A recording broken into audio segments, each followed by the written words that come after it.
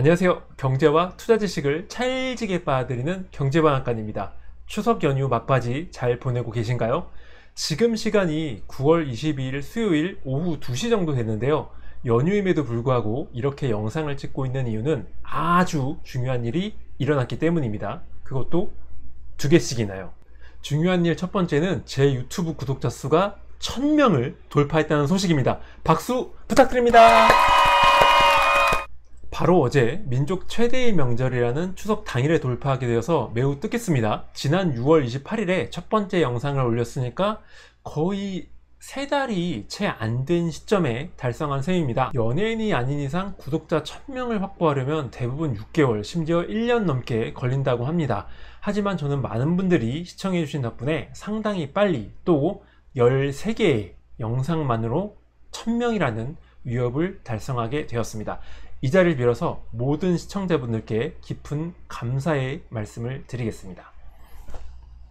앞으로도 알찬 내용으로 찾아뵐 테니까 많이 응원해 주시고요. 참고로 다음 목표는 10,000명입니다. 중요한 일 두 번째는 다들 잘 아시는 중국 쪽 소식입니다. 사실 이것 때문에 연휴 기간 동안 쉬지도 못하고 급히 영상을 찍게 됐는데요. 헝다그룹, 영어로는 에버그란데 그룹 부도 우려로 글로벌 증시가 큰 충격을 받았습니다. 다행히 어제 미국 증시는 월요일 급락 충격에서 벗어난 모양새인데요. 그래도 크게 반등하지는 못했습니다.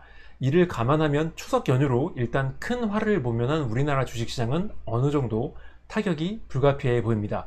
예상을 뛰었고 오히려 상승할 수도 있고요. 사실 헝다그룹은 중국 2위의 부동산 개발 업체입니다. 과도한 레버리지를 활용한 투자 확장, 여기에 중국 부동산 가격 하락에 대한 경고가 이미 올해 여름부터 나오기 시작했습니다. 하지만 주식시장에 본격적으로 충격을 준 거는 겨우 지난주부터였죠. 자, 왜 이렇게 됐을까요? 그건 바로 주식시장이 이미 허약해질 대로 허약해졌기 때문입니다.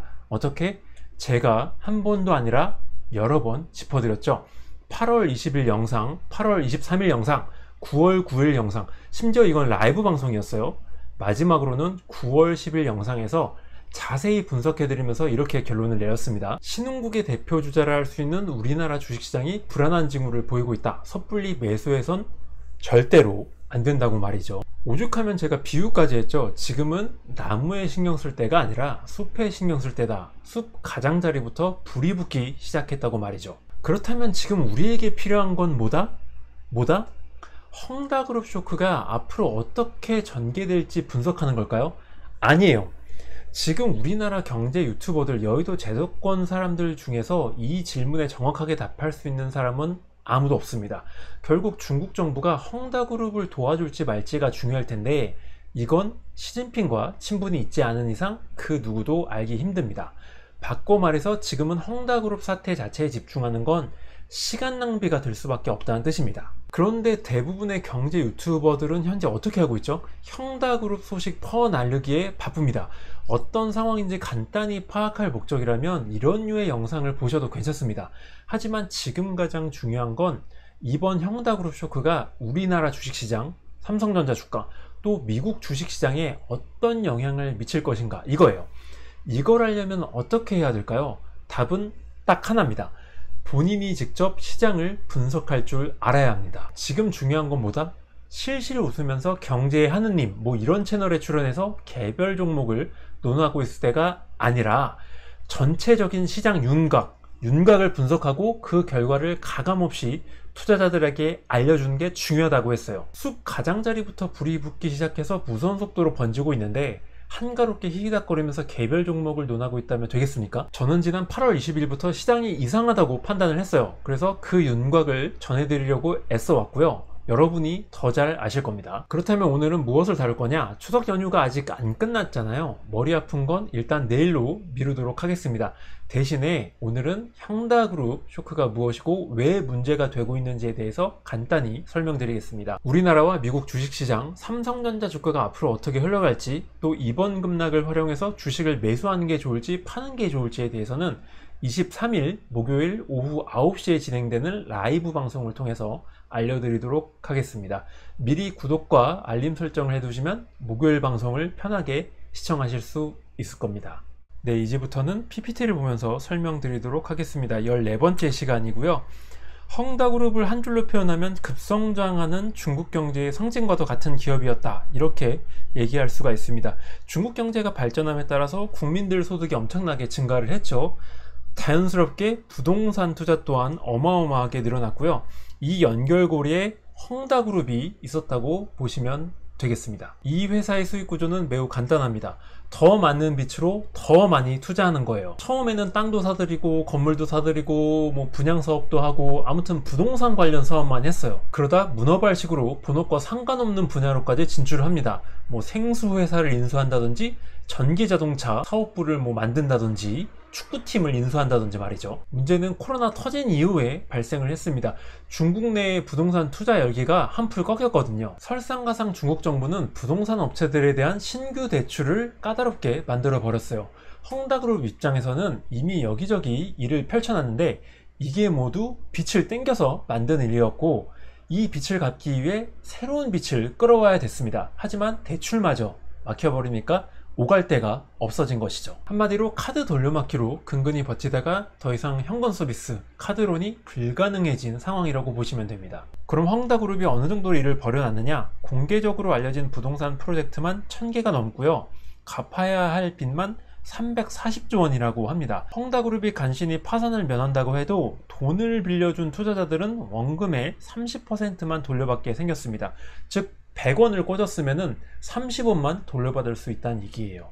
어쨌든 주식시장에선 헝다그룹의 리스크에 대해서 진작부터 주목을 해왔습니다. 올해 들어서 주가가 80% 하락했다는 게 이를 잘 보여줍니다. 사실 헝다그룹은 작년 9월 달에도 파산 위기를 겪은 바 있습니다. 당시 15조 원가량을 갚지 못해서 위기에 몰렸는데 결국에는 정부와 거래업체로부터 자금을 지원받는 데 성공을 했어요. 그래서 위기를 넘겼죠. 그런데 지금은 상황이 완전히 다릅니다. 갚아야 할 돈의 규모가 훨씬 클 뿐만 아니라 돈 갚으라고 갈구고 있는 주체들이 워낙 많기 때문이에요. 일단 헝다그룹으로부터 건물 토지를 선구매한 사람들이 들고 일어났고요. 회사가 판매한 금융상품, 주식에 투자한 사람들도 들고 일어났습니다. 뿐만 아니라 야심차게 추진한 부동산 프로젝트에 동참한 업체들까지도 불안에 떨고 있는 상황이고요. 정말 안타까운 건 자산관리 상품, 이른바 WMP라고 불리죠. 헝다그룹이 판매한 WMP가 고수익, 고금리를 보장해 준다는 말에 혹해서 다름 아닌 헝다그룹 소속 직원들 꽤 많은 숫자가 여기에 투자했다는 겁니다. 뉴스 보신 분들은 아실 겁니다. 헝다그룹이 위기에 처했다는 소식이 전해지자 헝다그룹 본사, 지사 건물에 성난 투자자들이 몰려가서 시위를 벌이기 시작했어요. 이는 군중 시위를 철저히 억압하는 중국 시스템을 감안하면 상당히 이례적이라고 할 수 있습니다. 역시 돈 앞에는 장사가 없는 것이죠. 결국 문제의 핵심은 헝다그룹이 지고 있는 340조 원의 빚입니다. 이게 얼마나 큰 거냐면 포르투갈 아시죠 여러분? 포르투갈 공공부문이 지고 있는 빚과 맞먹는 액수입니다. 그냥 쉽게 말해서 한 개 나라가 지고 있는 빚을 일개 기업이 지고 있는 거예요. 상황이 이렇게 되니까 중국 공산당 입장에서도 상당히 난처해졌습니다. 헝다그룹이 파산해버리면 중국판 리먼브러더스 위기, 즉 금융위기로까지 번질 수 있을 뿐만 아니라 사회 불안까지 야기할 수 있기 때문이죠. 단기적으로 보자면 헝다그룹은 9월 23일까지는 920억 원, 29일까지는 520억 원을 갚아야 됩니다. 참고로 이건 대출 원금이 아니라 대출 이자입니다. 일단 헝다그룹은 유동성을 확보하기 위해 백방으로 노력을 기울이고 있는 중이고요. 상환기한을 연장해달라고 금융기관을 찾아가거나 여기저기 신규 대출도 알아보고 있습니다. 회사가 보유하고 있는 부동산도 떨이 판매에 나섰고요. 하지만 빚에 따라붙는 이자가 워낙 급속도로 늘어나고 있기 때문에 헝다그룹이 돈을 마련한다고 해도 파산을 피할 수 있을지는 미지수입니다. 주식시장이 이를 모를 리 없습니다. 지난주 9월 13일에 파산이 임박했다는 루머가 한 차례 떠돌았는데요.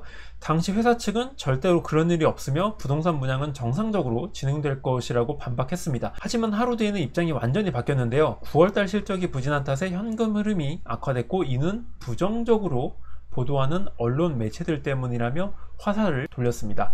시장은 즉각적으로 반응을 했습니다. 헝다그룹의 주식, 채권 가격이 급락하고 말았습니다. 현재 많은 사람들이 걱정하는 건 헝다그룹의 파산 그 자체가 아니라 중국판 리먼브러더스 위기로 번지지 않을까 하는 겁니다. 다행인 건 중국 경제 붕괴, 중국판 금융위기로 번질 가능성이 높다고 보는 전문가들이 거의 없다는 겁니다.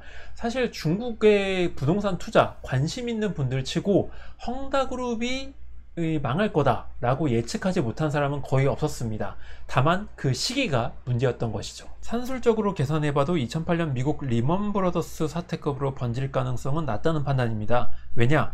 중국 은행권이 헝다그룹에 직간접적으로 대출해준 돈이 현재 220조 원으로 추정되는데요. 최악의 상황을 가정해 헝다그룹이 파산한다고 쳐도 은행들이 워낙 충분한 많은 충당금을 쌓아놓은 탓에 금융위기, 경제 붕괴로까지 이어지긴 힘들다는 것이죠. 헝다그룹이 파산해서 중국 부동산 시장 붕괴를 유발할 수 있다고 하는데 그럴 가능성도 적다는 판단입니다. 한번 생각을 해보죠. 헝다그룹에 미리 돈을 지불하고 집을 구입한 중국 국민들이 많은데 파산했다고 공사를 갑자기 중단해 버린다면 엄청난 사회 혼란이 오겠죠. 이를 모를 리 없는 중국 정부는 무슨 수를 써서라도 집을 완공시켜 줄 겁니다. 즉 개별 기업은 망할지 모르지만 시장 전체, 부동산 시장이 망할 확률은 적다는 것이죠. 어쨌든 지금까지 상황만 놓고 보면 헝다그룹 자체의 노력만으로는 파산을 피하기 힘들다고 생각이 들고요. 단지 실제로 그렇게 될지는 결국 중국 정부의 손에 달려있다고 볼 수 있습니다. 그런데 최근 공산당이 빅테크 기업이라든지 교육 기업에 행하는 행태를 감안하자면 대뜸 나서서 헝다그룹을 도와줄 것 같지는 않습니다.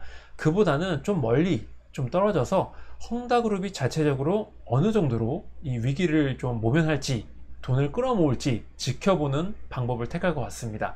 그래도 안 된다면 마지막에 짜잔 하고 나타나서 도와줄 것 같아요.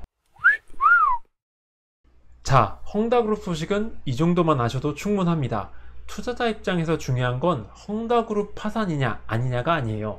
이미 불안한 조짐을 보이던 주식시장을 얼마나 더 불안하게 만들지, 이게 중요합니다. 이는 곧 헝다 악재를 활용해서 주식을 사도 괜찮을지와 직결되는 문제라고 할 수 있습니다. 사실 헝다그룹 말고도 주식시장을 크게 흔들 수 있는 이벤트가 또 있는데요. 바로 9월달 미국 FOMC입니다. 연준이 이미 테이퍼링 계획을 밝혔지만 언제 시작할지에 대해서 힌트를 조금 주지 않을까 많은 투자자들이 주목하고 있는 중입니다. 미국 시각으로는 22일 날 결과가 나오고요. 제가 라이브 방송을 진행한다고 한 23일 오후쯤이면 우리나라 주식시장도 이미 반영을 해준 상태일 겁니다. 물론 헝다그룹 악재도 충분히 반영해졌으리라 생각을 합니다. 현재 주식시장 상황이 궁금하신 분들, 주식을 사야 될지 팔아야 될지 궁금하신 분들은 23일 목요일 오후 9시를 잊지 마시길 바랍니다. 제가 그동안 공개했던 최첨단 고밀도 초미세 초정밀 분석을 통해서 분명한 답을 드리겠습니다. 구독과 좋아요 부탁드리고요. 저는 그때 다시 찾아뵙도록 하겠습니다. 지금까지 경제방앗간이었습니다.